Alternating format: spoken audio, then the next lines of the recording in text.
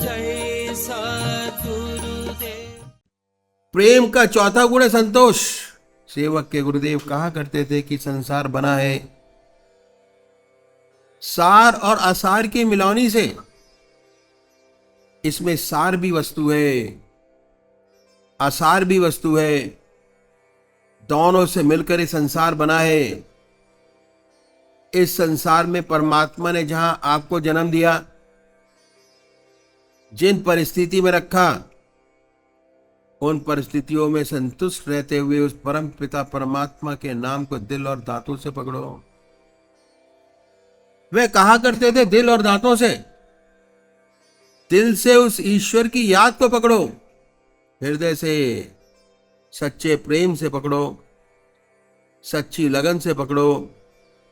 दांतों से क्या मतलब है? जब आदमी हताश हो जाता है, डूबता होता है, तब तिनके का सहारा पकड़ता है। अगर लड़ाई हो रही हो तो और बिल्कुल निराश हो चुका हो तो दांतों से काटने की कोशिश करता है, दांतों से पकड़ने की कोशिश करता है। तो ऐसे अपने आप को समझाते हुए उस परमात्मा के नाम को, चाहे कुछ भी हो जाए, जीवन रहे न रहे, दुनिया रहे न रहे, दिल और दांतों से उस परमात्मा के नाम को पकड़ो। यही सार वस्तु है। इसी से सच्चा आदर्श जीवन मुक्त अवस्था प्राप्त होती है। संतोष का मतलब ये नहीं कि अपना काम करना बंद कर दें और अपनी उन्नति के लिए कोशिश ही ना करें। ये हरगिज नहीं है। हम लोग तो ग्रस्ती हैं, हमारा रास्ता ग्रस्त का रास्ता है। इसी दुनिया में रहते हैं, इसी संसार में रहते हुए संसार के सब काम सुंदरता से करते हुए हृदय निरंतर परमात्मा की याद में डूबा रहे, परमात्मा की याद में बर्फ की तरह पिघलता रहे। संसार के सब काम सच्चाई के साथ, लगन के साथ होते रहे। आज से अच्छे, यही हमारा आदर्श है। अच्छे होते रहें, बनते रहें। दस्त बकार दिल बेयार, हाथ काम करे, दिल ईश्वर की याद करे। तो संतोष के माने ये नहीं कि हम हाथ पर हाथ धर के बैठ जाएं। हमें प्रतिशील रहना चाहिए। अपनी दुनियावी तरक्की के लिए भी सच्ची कोशिश करें, सच्ची मेहनत करें, जेलसी से बचें। दूसरों को देखकर हमारे दिल में द्वेष पैदा ना हो, बल्कि दूसरों को देखकर तरक्की देखते हुए हमारे हृदय में उत्साह पैदा हो। हम उससे अच्छी मेहनत करें और ऊंची तरक्की प्राप्त करें। जहां द्वेष है वह हृदय अपवित्र हो जाता है, उसमें परमात्मा नहीं रहता। ये प्रेम का है चौथा गुण, संतोष। परमात्मा ने जिस हाल में रखा उसी में खुश रहते हुए उसके नाम को दिल और दांतों से पकड़ो। सुख में भी, दुख में भी। सुख आता है भगवान के अर्पण हो जाता है। हे प्रभु, आपकी दया है, आपका दिया है, जैसा चाहे वैसे रखें। जिनका जीवन ईश्वर में है उन्हें कभी ऐसी खुशी नहीं होती कि फूले ना समाये। खुशी आई, भगवान के अर्पण हो गई। परम पिता परमात्मा आपकी देन है, जैसे चाहे वैसे रखें। दुख आया तो ऐसा भक्त परमात्मा के चरणों को और कस के पकड़ता है। वो जानता है कि इसका निवारण उसी के चरणों में है और कहीं नहीं है। वह परमात्मा की और गहरी याद करता है। वह सोचता है कि शायद मुझसे कोई गलती हो गई, मैं प्रभु से थोड़ा विमुख हो गया। जो कष्ट में पड़ा तो भगवान को और कस के पकड़ता है। संतों की बड़ी सुंदर वाणी है, संतों ने कहा है कि मेरा मन सकल सुखों को धावे, मेरा मन सकल सुखों को धावे, पर कोई सुख हाथ न आवे। जैसे सेवर की कर सेवा, सुआ बैठ पछतावे। मेरा मन सकल सुखों को धावे, पर कोई सुख हाथ न आवे।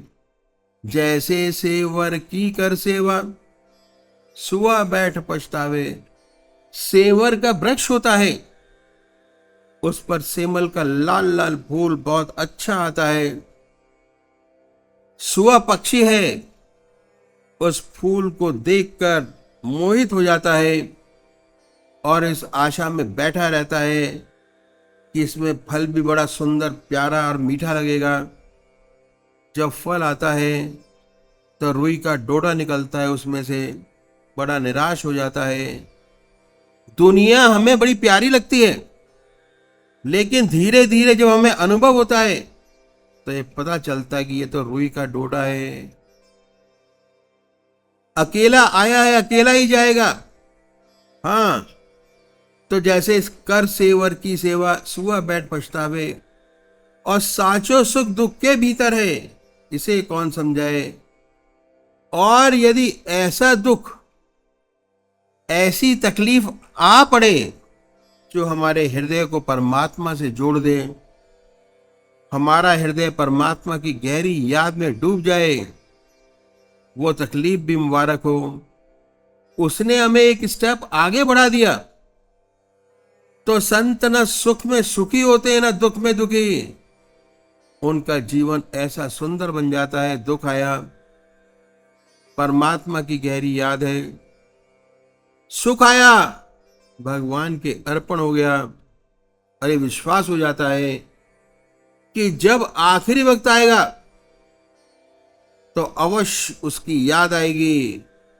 वेद भगवान ने कहा है कि जो मनुष्य मेरे को याद करते करते अपना शरीर फूल की तरह छोड़ता है, वह मुझे पाता है। सच्ची आशा हो जाती है कि जरूर हमें आदर्श और सच्चा जीवन प्राप्त होगा। और एक दिन ऐसा आएगा कि ज्योति से ज्योति एकाकार हो जाएगी। इस सेवक के गुरुदेव कहा करते थे कि निशाते जिंदगी है, निशाते जिंदगी है, जिंदगी का यूं बसर होना। निशाते जिंदगी है, जिंदगी का यूं बसर होना। निशाते जिंदगी में जिंदगी से बेखबर होना। ये असली जिंदगी। दुनिया के सारे वैभव आपके पास मौजूद हैं। उन सारे वैभवों का कोई आपके मन के ऊपर असर नहीं है। उसका हृदय अपने आत्मा के आनंद को चूसता रहता है, निरंतर ईश्वर की याद में लगा रहता है। उसे आनंद विभोर हो जाता है। इस सब का उस पर कोई असर नहीं। तो ये है सच्ची जिंदगी। इसी संसार में है, इसी दुनिया में है, सारे वैभव के बीच, लेकिन हृदय परमात्मा की याद में बहुत कस के लगा हुआ है और इसका कोई असर ना हो। ये है सच्ची जिंदगी। प्रेम का चौथा गुण संतोष। पांचवा गुण त्याग और इसार की कुर्बानी। एक दिया जलता है, तेल बाती ठीक है दिए के अंदर, तो रोशनी अच्छी देगा। धीरे धीरे चिराग की लौ में धुआं पैदा हो जाता है। चिराग की लौ में धुआं पैदा हुआ तो क्या करते हैं, कैंची से उसको काट देते हैं। तेल डाल दिया तो तेल जलने लगता है, फिर रोशनी देने लगता है। जब परमात्मा की असीम दया कृपा से हृदय में उस परमात्मा का प्रेम जागृत हो जाए, तो फिर ऐसे साधक को चाहिए कि त्याग की कैंची से उसकी लौ को सदैव प्रज्वलित करता रहे। ऐसा ना हो कि उसमें धुआं पैदा हो जाए। त्याग है शरीर का, त्याग है समय का, त्याग है धन का, और सब त्यागों में हमें अपनी लौ को कायम रखने में मदद करते हैं। सबसे ऊंचा त्याग है मन का। मन निरंतर उस परमात्मा की याद में लगा रहे, एक क्षण को भी उधर उधर ना हो। सबसे ऊंचा है त्याग मन का। ऐसी लौ उस परम पिता परमात्मा की हमारे हृदय में जागृत हो जाए, निरंतर जलती रहे। जब ये लौ निरंतर जलती है तब हमारे हृदय का अपना दीपक भी जल जाता है। तो फिर वह और दूसरे चिरागों को जलाता है। अध्यात्म का रास्ता, उसमें एक चिराग अनेक चिराग जलाता है। दिवाली के रोज एक चिराग से अनेक चिराग जलाते हैं। जब आपके हृदय में उस परमात्मा के प्रेम की लौ जागृत हो जाती है तो जो भी दूसरे दीपक आपके संपर्क में आएंगे उनमें भी वो रोशनी प्रकट हो जाएगी, लौ जागृत हो जाएगी। यह रूहानियत का रास्ता। एक चिराग से दूसरा चिराग जलता है। यह प्रवचन का रास्ता नहीं है, इससे तो खाली प्रेरणा मिलती है। एक चिराग से दूसरा चिराग जलता है। हमें ऐसे चिराग बहुत बनाने हैं जिसमें परमात्मा की लौ जलती रहे, ईश्वर की याद हमारे हृदय में चलते फिरते, खाते पीते, सोते जागते बनती रहे। लौ निरंतर हमारे हृदय में प्रभु नाम की जलती रहे। तब हमारे हृदय में ऐसी रोशनी, ऐसा प्रकाश पैदा होगा कि दूसरे लोग आएंगे, उनके हृदय भी प्रकाशमय हो जाएंगे। हम कहते हैं पतंगा बड़ा प्रेमी है, लौ पर अपने प्राण न्यौछावर कर देता है और अपने आप को जला देता है। लेकिन यह भूल जाते हैं कि पतंगा कब जलता है। तब जलता है जबकि लौ पहले से जली होती है, जल लेती है, तब पतंगा अपने को जलाता है। तो ये रास्ता अध्यात्म का, विकास का, फैलाव का है। हमारे हृदय में सच्ची लौ जागृत हो जाती है, सच्चा प्रेम उत्पन्न हो जाता है। प्रेम से परमात्मा मिलता है। विनय और प्रेम दो विशेष गुण हैं जो हमें ईश्वर तक ले जाते हैं, हमारे जीवन को सच्चा लक्ष्य, जीवन मुक्त अवस्था, वहां तक पहुंचाते हैं। ये बातें हैं जो हमारी पूजा को सच्चा बनाती हैं और हमें परमात्मा तक ले जाती हैं। विनय प्रेम बस भई भवानी, खसी माल मूरत मुस्कानी। विनय और सत्य प्रेम से जब ईश्वर सदगुरु कृपा से साधक के हृदय में प्रभु प्रेम की लौ अर्थात पवित्र भावनाओं रूपी भावना जागृत हो जाती है, समस्त मल विक्षेप का नाश हो जाता है। हृदय में निरंतर प्रभु प्रेम में सरबोर डूबा रहता है। आत्मयी अवस्था प्राप्त हो जाती है। साधक शांत चित हो जीवन मुक्त अवस्था में बना रहता है। परमात्मा तू ही है, तेरी इच्छा पूर्ण।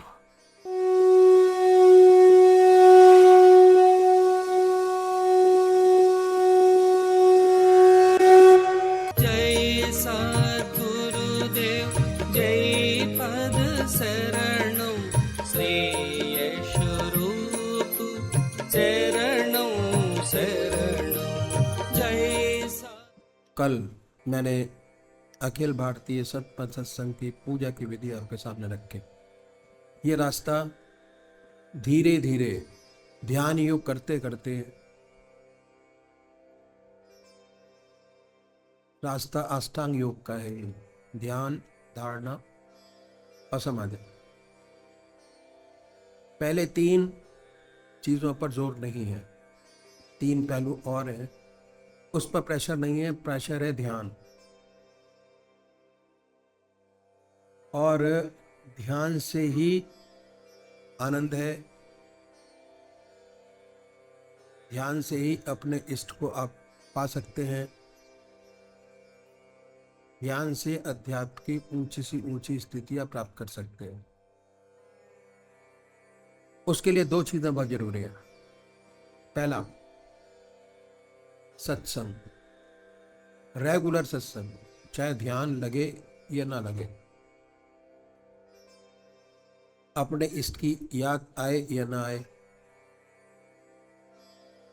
अगर समय से सत्संग अटेंड करते रहेंगे तो एक दिन जरूर आपका मन, आपका ध्यान आपके इष्ट के चरणों में होगा और अपने लक्ष्य की ओर हम बढ़ते चले जाएंगे। ध्यान, धारणा, समाधि। ध्यान करें कैसे? कल मैंने बहुत स्पष्ट तरीके से आपको रास्ता ध्यान करने का बताया। अगर ज्ञान प्राप्त करना है तो गीता का पाठ करिए, और अगर प्रैक्टिकल अनुभव करना है तो ध्यान कीजिए। जो लिखा है उसको प्रैक्टिकल अपने रूप में उतार के कोशिश करें। उसके लिए सत्संग बहुत जरूरी है। अगर घर से बाहर निकलकर उन परिस्थितियों में आपका मन लगता है तो समझिए कुछ पाया आपने, और घर में ही नहीं लगता तो कुछ नहीं आपको हासिल हो। सतनाम सत्संग सतगुरु, सत्संग सतनाम सतगुरु। सत्संग मोस्ट इंपॉर्टेंट, गुरु लास्ट में आता है। जब आपका मन आपके इष्ट के चरणों में ठहरने लगे तब समझिए कि कुछ प्राप्ति हुई। साकार पुजारी अपना इष्ट अपने सामने बनाए। ये समझिए कि आपका इष्ट सह शरीर आपके सामने विद्यमान है। बनाइए। बड़ी बड़ी आंखें हैं, गोल चेहरा है, जटाएं हैं, सर्पों की माला है। बनाए जो जिसको मानता है। दिल की हर धड़कन पर आपका जो मंत्र है, सबसे प्यारा परमात्मा का स्वरूप का मंत्र, उसको हृदय की हर धड़कन पर सुने। शुरू में नहीं होगा। जैसे ही आप ये प्रैक्टिस करना शुरू करेंगे, ऐसे ऐसे विचार आपके सामने आएंगे जो आपने जिंदगी में कभी सोचे नहीं होंगे। इन विचारों को रोकना नहीं है, उनको हटाना है। रोकेंगे तो उनका वेग, उनकी तीव्रता बढ़ती चली जाएगी। अगर हटाएंगे, फिर प्रार्थना करेंगे, तो एक दिन ऐसा आएगा कि आपका मन आपके इष्ट के चरणों में लगा होगा। अब वो अनुपम शांति की लहर आपके मन, दिल और दिमाग में बहती महसूस होगी। अनुपम शांति।